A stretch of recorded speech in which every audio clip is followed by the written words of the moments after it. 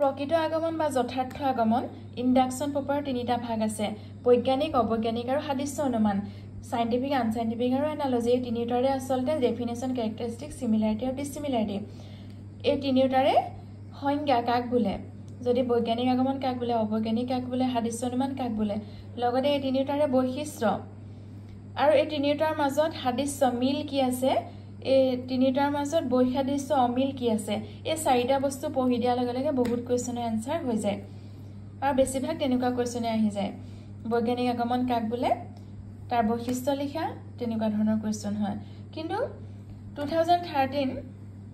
বা extra question কিটা মই এনেকৈ উলিয়াই থৈছো 2013 ত এটা কোৱেশ্চন আহিছিলে তথাকথিত আগমন আগমনাভাস বুলিলে কি বুজা এটো অল কোৰ্সৰ কিতাপতে আছিল এনসিআৰটি বুকত নাই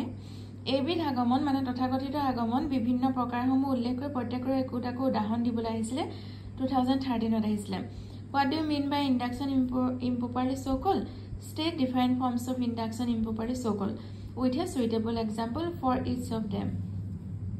তথাকথিত আগমন মানে induction improperly so called ভাগ কেটা হৈছে perfect induction by parity of reasoning colligation of fact পূৰ্ণ আগমন যুক্তি সাদৃশ্য অনুমান আৰু 3 নম্বৰটো হৈছে ঘটনা সংযোজন বা সামান্যীকৰণ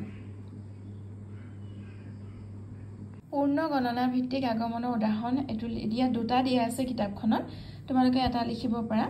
এটা পাছিত থকা আমগুৰৰ প্ৰত্যেকটোকে পৃথক পৃথকভাৱে পৰীক্ষা কৰি পোৱা গল যে প্ৰত্যেকটো আমি মিঠা এইদৰে পৰীক্ষা কৰাৰ পিছত যদি এটা সামান্য বচন প্ৰতিষ্ঠা কৰি সিদ্ধান্ত কৰা হয় যে এই পাছিত থকা সকলোবোৰ আম মিঠা তেন্তে ই পূৰ্ণ গণনা ভিত্তিক আগমন হ'ব